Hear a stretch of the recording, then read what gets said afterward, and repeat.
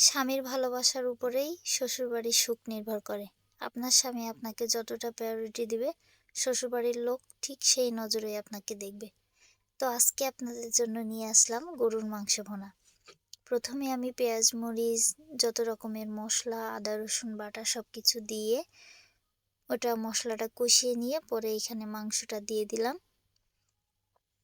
এখন আমি মাংসটা খুব ভালোভাবে কষিয়ে নিব।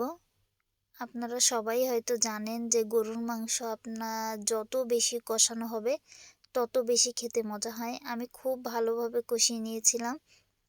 আসলে আমার মাংসটা ফ্রিজে ছিল, এই জন্য আমি আপনার পানি দেওয়া হয় না, এইখানে জাস্ট শুধু তেলের মধ্যেই কষানো চলছে।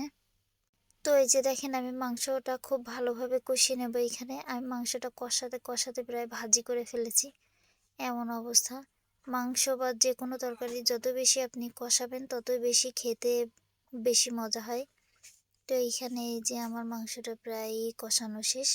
এখন এইখানে সাইডে আমি একটা প্যানে আলুগুলা ভেজে নিয়েছিলাম। এখন মাংসের মধ্যে আলুগুলা সব দিয়ে দেব, দিয়ে ভালোভাবে একটু নাড়াচাড়া করে তারপরে এইখানে আগে থেকে পানি গরম করে রাখা পানিটা দিয়ে দেব। দেখছিলাম আমি একটু যে মাংসটা সিদ্ধ হয়েছে নাকি। তো আমি মাংসটা একদমই ভোনা করব না, একটু পাতলা ঝোল রাখবো, এই জন্য পানির পরিমাণটা একটু বেশি। আর তাছাড়া গরুর মাংস তো সিদ্ধ হতেও একটু সময় লাগে, এই জন্য পানিটা দিয়ে দিয়েছিলাম।